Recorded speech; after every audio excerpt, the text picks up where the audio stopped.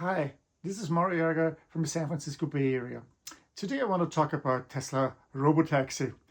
You may have heard the news in the past couple of weeks that Tesla was testing robotaxis in Austin in Texas, in a very small area of Austin. About a dozen or so vehicles were driving Model Ys equipped with a full self-driving plus additional features, and with a safety driver not in the driver's seat but in the passenger seat, having a tablet and access to the screen so that they could stop the car whenever they need. Now, we've seen also a lot of incidents that Tesla had, like awkward situations where it stopped at the wrong place, like letting people out at the intersection, the middle of the intersection, which is a no-no, or taking the wrong lane, or hesitating, or pushing yield signs. Whatever happened, it shows you that there's still a lot of work for Tesla to do.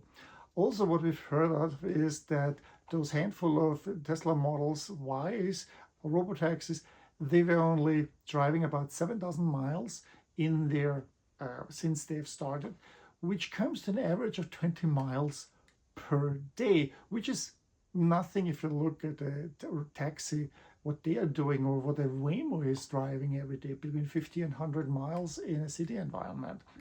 So I think we see here also a limited robotaxi beta version that Tesla has rolled out. Tesla has to learn a lot, because having the full self-driving is a different piece than running a robotaxi thing.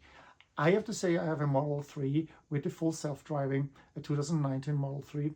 And I've seen different versions of the full self-driving version on the car.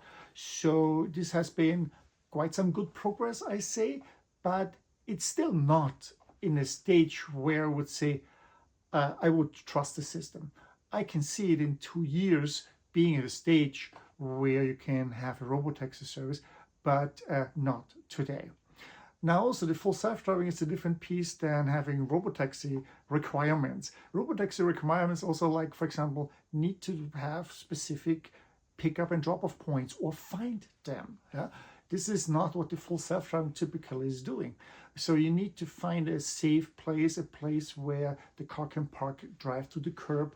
There are regulations actually for that, how far you can pick up people from the curb. So that you're not like standing in a second line, double parking, so to speak. So the PUDOs, pick-up and drop-off points, are a very important thing. Also, how do I interact with the service operator if there is a problem? How can I avoid that I'm not being dropped off in the middle of the intersection? What happens at certain weather conditions, and so on. So there's still a lot of work to be done. Now there are rumors that Tesla is trying to start this week, or even today, this Friday, its robotaxi service in San Francisco. Now, not with the safety driver on the passenger seat, but on the driver's seat to interfere. So this will be a challenge, definitely. I've driven with the full self-driving in San Francisco for 27 minutes. I will put a link of that ride in the show notes so you can watch it. It was okay, but still I wouldn't trust it completely as I do trust, like, say, a Waymo, or back then when they had one, a Cruise. Also, there are clear regulations in California, for example, of when you can take out a driver, how you can operate a robotaxi, and how you can make it commercial. That means ask for money. And so they have clear lines for that. And as we've heard, the California DMV, the Department of Motor Vehicle, and the Public Utility Commission haven't gotten any requests from Tesla yet for such an operation, for such a testing. So it will be interesting the next few days and weeks how this plays out.